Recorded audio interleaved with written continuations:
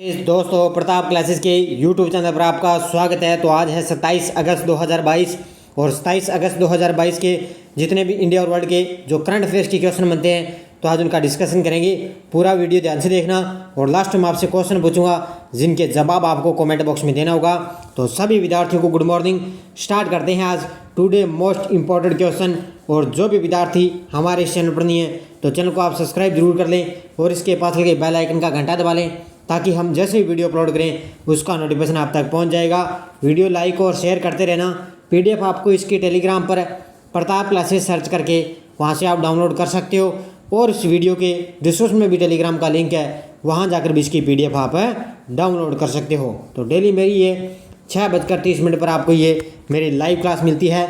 तो स्टार्ट करते हैं, कल के क्वेश्चनों का रिविजन कर लेते हैं। देखिए, हाल ही में किस देश में हाइड्रोजन ट्रेन की पहली रेल सेवा शुरू हुई है?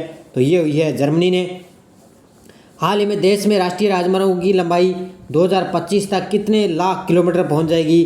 तो 1 लाख किलोमीटर तक ये पहुंच जाएगी। हाल ही में फहमीदा अजीम को 2022 के पुलित्जर पुरस्कार के लिए चुना गया, यह किस देश की है? तो ये है बांग्लादेश की। मोस्ट कर लेना, इस क्वेश्चन को ध्यान रखना अच्छी तरह से।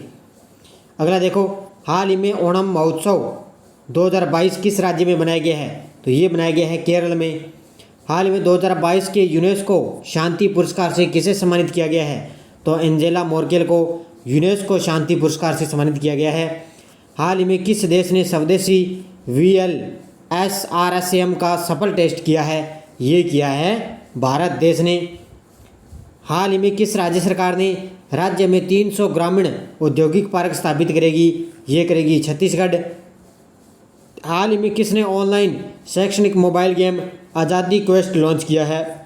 ये किया है अनुराग ठाकुर के द्वारा लॉन्च किया गया है। ये कल के क्वेश्चनों का रिवीजन था। स्टार्ट करते हैं आज की हमारी क्लास। पहला क्वेश्चन देखिए, हाल ही में किस देश ने 14 साल बाद अंडर 18 एशियाई वॉलीबॉल पदक जीता है?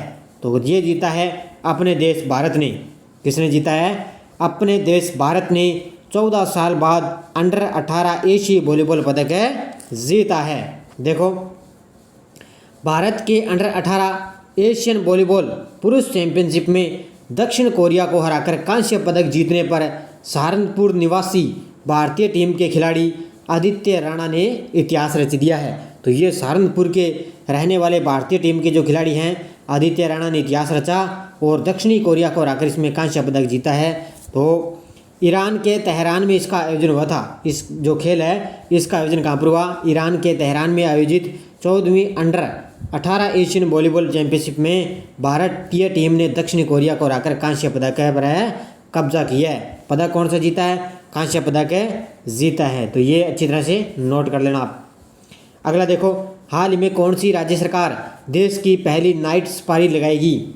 हाल ही में कौन सी राज्य सरकार देश की पहली नाइट सफारी लगाएगी? ये लगाएगी उत्तर प्रदेश की सरकार। कौन सी? उत्तर प्रदेश की सरकार। देखो, उत्तर प्रदेश के मुख्यमंत्री योगी आदित्यनाथ ने प्रदेशवासियों को बड़ा उपहार दिया है। योगी सरकार सिंगापुर की तर्ज पर देश का पहला नाइट सफारी और जैव विविधता पार्क राजधानी लखनऊ में बनाएगी। कहाँ पर बनाएगी?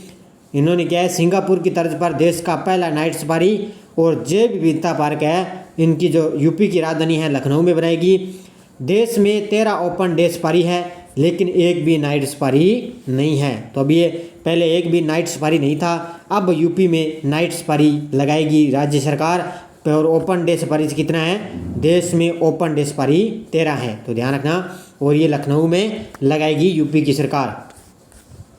अगला क्वेश्चन देखो, हाल में भारतीय वैज्ञानिक समीर वी कामत को किस संगठन का अध्यक्ष नियुक्त किया गया है? तो हाल ही में भारतीय वैज्ञानिक समीर वी कामत को ये किस संगठन का अध्यक्ष नियुक्त किया गया है? DRDO का। किसका किया गया है? DRDO का अध्यक्ष नियुक्त किया गया है।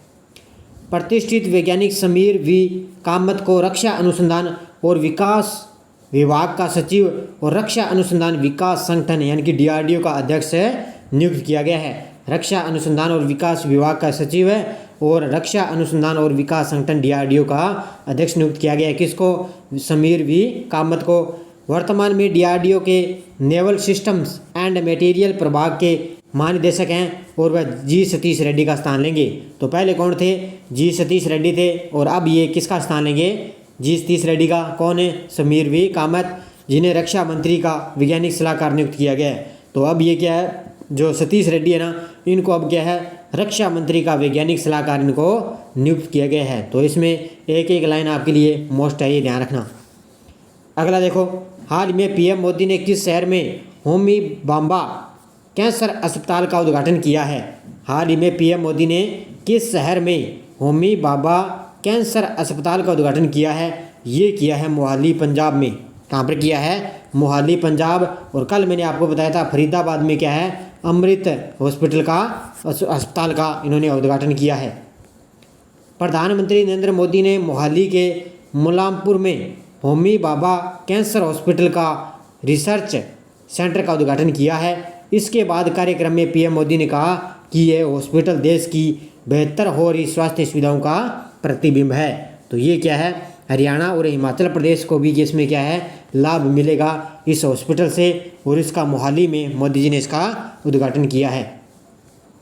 हाल ही में कौन सा देश भारत के लिए व्यापार का प्रमुख केंद्र बन सकता है?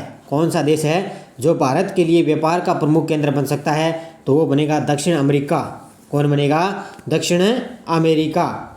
देखो, विदेश मंत्री एस जयशंकर ने कहा कि ठोस प्रयासों से दक्षिण अमेरिका भारत के लिए व्यापार का प्रमुख केंद्र बन सकता है। जयशंकर 22 से 27 अगस्त तक ब्राज़ील, पराग्वे और अर्जेंटीना की आधिकारिक यात्रा पर रहे हैं। और मैंने आपको ये भी बताया था भी एस जयशंकर ने क्या है, पराग्वे में महात्मा गांधी की प्रतिमा का इन्होंने अनावरण किया है।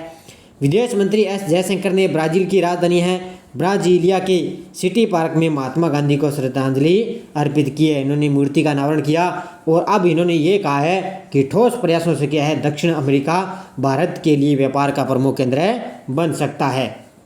अगला देखो, हाल में अंतर्राष्ट्रीय मुद्रा कोष में भारत का कार्यकारी निदेशक किसे नियुक्त किया गया है? तो ये किया गया है के.वी. सुब्रमण्यम को। Option number B, K V. Subramanian को अंतर्राष्ट्रीय मुद्रा कोष में भारत का कार्यकारी निदेशक नियुक्त किया गया है। भारत के पूर्व मुख्य आर्थिक सलाहकार के.वी. सुब्रमण्यम को अंतर्राष्ट्रीय मुद्रा कोष में भारत का कार्यकारी निदेशक नियुक्त किया गया है। के.वी. सुब्रमण्यम प्रख्यात अर्थशास्त्री सुरजीत एस भल्ला का स्थान लेंगे। किसका स्थान लेंगे? सुरजीत एस भल्ला का स्थान लेंगे। कौन है? के.वी. सुब्रमण्यम, जिन्हें 2019 में यानी कि सुरजीत एस भल्ला को 2019 में IMF में बोर्ड में यानी कि अंतर्राष्ट्रीय मुद्रा कोष में भारत का कार्यकारी निदेशक रूप में इनको नियुक्त किया गया था। तो सुरजीत एस भल्ला को क्या है, 2019 में नियुक्त किया गया और अब के.वी. सुब्रमण्यम को ये इनका स्थान लेंगे और ये भारत का कार्यकारी निदेशक इनको नियुक्त किया गया है। हाल ही में देश के पहले स्वदेशी विमान वाहक पोत INS विक्रांत को नौसेना में कब शामिल करेंगे? तो ये देश का पहला स्वदेशी विमान है वाहक पोत INSS विक्रांत को नौसेना में कब शामिल करेंगे? ये करेंगे 2 से 3 सितंबर को। कब करेंगे? 2 सितंबर को, सॉरी, कब करेंगे इसका? 2 सितंबर को क्या है, इसको शामिल करेंगे। देखो, प्रधानमंत्री नरेंद्र मोदी सितंबर में देश के पहले स्वदेशी विमान वाहक पोत INS विक्रांत को नौसेना के हवाले करेंगे। नौसेना ने यह जानकारी देते हुए बताया कि 2 सितंबर को INS विक्रांत सेना में शामिल हो जाएगा। तो मोदी जी क्या है, सितंबर में क्या है, देश के पहला जो स्वदेशी विमान विक्रांत है ये इसको नौसेना के हवाले करेंगे। तो ये नौसेना में ये विमान है जो शामिल हो जाएगा। हाल में किस IIT के शोधकर्ताओं ने गन्ने के कचरे से चीनी का विकल्प खोजने का नया तरीका खोजा है? किस IIT के शोधकर्ताओं ने गन्ने के कचरे से चीनी का विकल्प खोजने का नया तरीका खोजा है? ये खोजा है IIT गुवाहाटी ने। किसने? IIT गुवाहाटी के शोधकर्ताओं ने ये नया तरीका खोजा है। देखो, भारतीय प्रौद्योगिकी संस्थान IIT गुवाहाटी के शोधकर्ताओं की एक टीम ने गन्ने के कचरे से चीनी के विकल्प का उत्पादन करने के लिए एक नई विधि विकसित की है। Indian institute of technology Guwahati के शोधकर्ताओं ने अल्ट्रासाउंड की मदद से फर्मेंटेशन का एक नया तरीका विकसित किया है। बस आपको भी इतना ध्यान रखना है कि गन्ने के कचरे से चीनी के विकल्प का उत्पादन करने के लिए ये किसने किया है? IIT गुवाहाटी के शोधकर्ताओं ने खोजा है। हाल ही में किसने a new India selected writings 2014-19 नामक पुस्तक का विमोचन किसने किया है? ये किया है पूर्व उपराष्ट्रपति वेंकैया नायडू ने। जिसने हमारे पूर्व उपराष्ट्रपति वेंकैया नायडू ने a new India selected writings 2014-2019 से नामक पुस्तक का विमोचन किया है। और वर्तमान में हमारे उपराष्ट्रपति कौन है? जगदीप धनखड़। देखो, पूर्व उपराष्ट्रपति एम वेंकैया नायडू ने a new India selected writing 2014-19 नामक एक पुस्तक का विमोचन किया है। जो ये पुस्तक क्या है? जो पूर्व केंद्रीय मंत्री और पद्म विभूषण अरुण जेटली की पुण्यतिथि पर है, उनके चयनित लेखों का संकलन है। तो इस पुस्तक में क्या है? ये अरुण जेटली की पुण्यतिथि का उनका लेखों का संकलन है। और इस किताब का प्रकाशन किसने किया? जगरनॉट ने किया था। किसने? जगरनॉट ने इस पुस्तक का प्रकाशन किया था।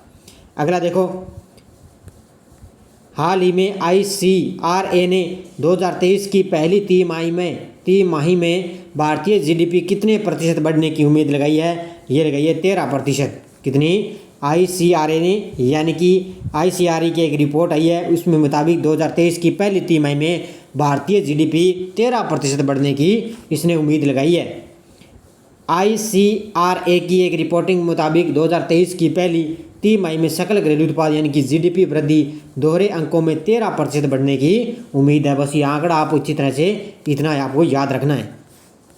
अगला देखो, हाल में 17 साल के किशोर मैक लड़के ने कितने देशों से होकर 250 घंटे प्लेन उड़ाया है? बड़ा ही शानदार क्वेश्चन है ये। हाल ही में 17 साल के किशोर मैक लड़के ने कितने देशों से होकर 250 घंटे प्लेन उड़ाया है? तो इसने 52 देशों से होकर इसने 250 घंटे प्लेन उड़ाया है। कितने साल का ये? 17 साल का। देखो, विश्व भर में अकेले उड़ान भरने वाले सबसे कम उम्र के पायलट के मौजूदा विश्व रिकॉर्ड को तोड़ने के बाद 17 साल के किशोर मैक रदरफोर्ड बुल्गारिया की राजधानी सोफिया पहुंचे थे। तो ये जो 17 साल के किशोर मैक रदरफोर्ड है, वो मैक रदरफोर्ड बुल्गारिया की राजधानी सोफिया पहुंचे। न्यूज एजेंसी सिन्हुआ के अनुसार उनकी इस उपलब्धि को गिनीज वर्ल्ड रिकॉर्ड्स की ओर मान्यता दी गई है। तो न्यूज एजेंसी सिन्हुआ के अनुसार उनकी इस उपलब्धि को गिनीज वर्ल्ड रिकॉर्ड्स की ओर इनको मान्यता दी गई है। तो मैक रदरफोर्ड है, वो बुल्गारिया की राजधानी सोफिया पहुंचे और ये इन्होंने 52 देशों से क्या है 250 घंटे प्लेन उड़ाया है। अब देखो, पिछले वीडियो का क्वेश्चन, हाल ही में मंकी पॉक्स टेस्ट के लिए देश का पहला स्वदेशी किट किस राज्य में लॉन्च किया गया? तो ये किया गया आंध्र प्रदेश में। सभी विद्यार्थियों ने बड़े शानदार जवाब दिए। इसी तरह मुझे लगातार आप कमेंट बॉक्स में जवाब देते रहिए, आपका इस इंडिया करंट में क्वेश्चन आपका गलत नहीं होगा। अब देखो आगे, जिसका जवाब आपको कमेंट बॉक्स में देना है। हाल में PM ने किस शहर में अमृता हॉस्पिटल का उद्घाटन किया है? वाराणसी, फरीदाबाद, गांधीनगर, गुरुग्राम। इसका जवाब आपको कमेंट बॉक्स में देना है। जाते जाते वीडियो को लाइक और शेयर कर देना। लगातार मेरी ये निरंतर आपको क्लास मिलती रहेगी और निरंतर चल रही है। सुबह आपको 6:30 पर आपको टेलीग्राम पर इसका लिंक मिल जाता है। तो धन्यवाद दोस्तों। जय हिंद, जय भारत, राधे कृष्णा।